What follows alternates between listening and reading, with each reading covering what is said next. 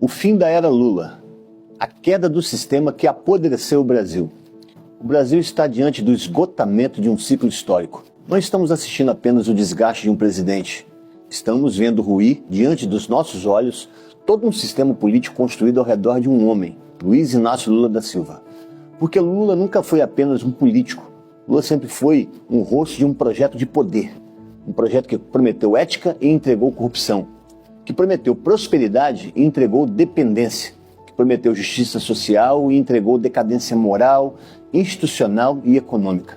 O partido que nasceu prometendo revolucionar a política brasileira terminou mergulhado em escândalos. Mensalão, Petrolão, escândalos dos mais variados envolvendo aliados e figuras centrais dos governos petistas. O partido da moralidade tornou-se símbolo do período mais nefasto da política nacional. Na economia, o fracasso foi igualmente devastador.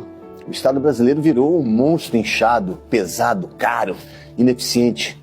Bolsonaro deixou 22 ministérios. Lula voltou e criou 37 ministérios. Porque esse sistema não governa para servir ao povo. Governa para acomodar partidos, aliados e interesses políticos. O brasileiro trabalha mais, paga mais imposto, recebe menos, para sustentar uma máquina pública que só cresce e nunca entrega. Na cultura, o aparelhamento virou regra. A Lei Rouanet, que deveria fomentar a cultura de verdade, não passa de um mecanismo para favorecer grupos já influentes e alinhados ao sistema cultural e político. Enquanto isso, artistas independentes e talentos reais seguem esquecidos. Na educação, o desastre é geracional. Depois de décadas de poder, o PT não entregou excelência, não transformou o Brasil em potência científica, não formou uma geração de pesquisadores, engenheiros, cientistas ou intelectuais competitivos globalmente.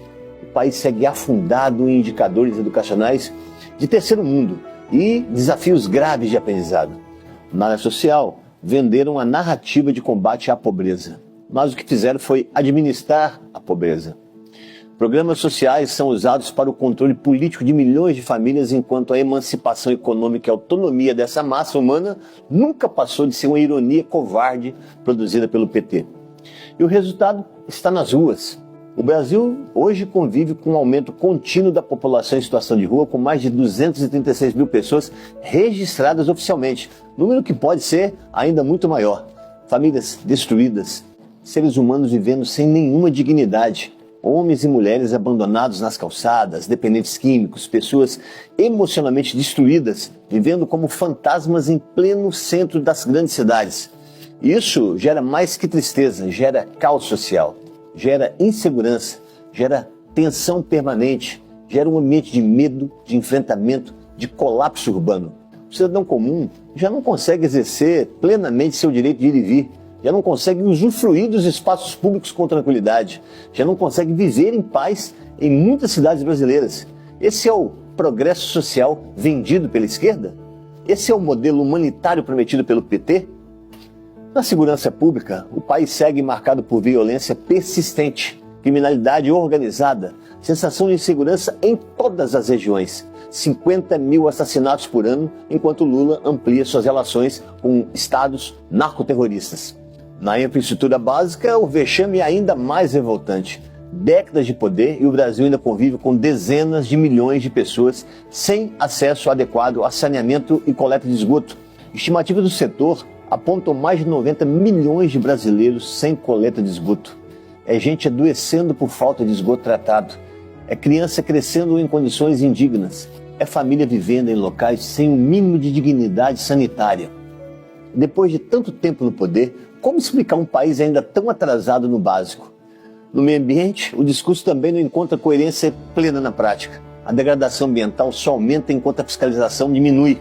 Enquanto isso, a população assiste grandes conferências, promessas internacionais e discursos ambientais, como a COP30, um teatro de terrores onde a maior marca foi, para surpresa de quase ninguém, a corrupção. Politicamente, o dano é o maior de todos. Lula ajudou a consolidar um modelo onde o fisiologismo virou regra. O Congresso potencializou seu perfil de balcão de negócio.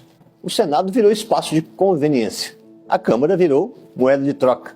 Emendas bilionárias, fundo partidário cada vez maior, negociações de bastidor, toma lá da cá institucionalizado.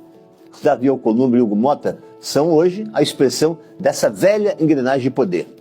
Mas todo sistema decadente chega ao seu limite, e esse limite chegou.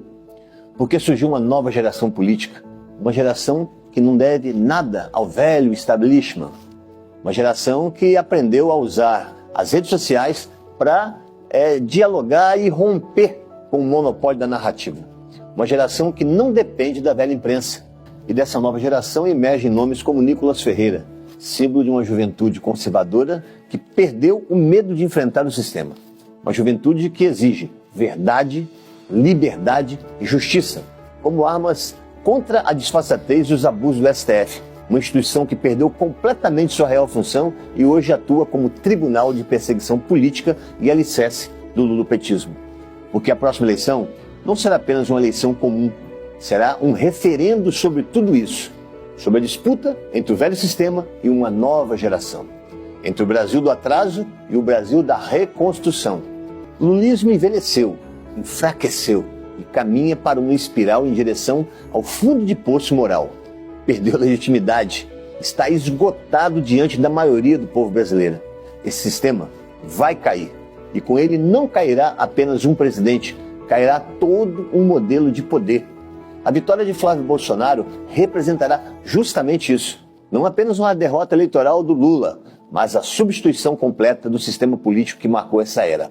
O fim da era Lula será o fim de um ciclo, o enterro de um modelo e o nascimento, se Deus quiser, de uma nova etapa na história do Brasil.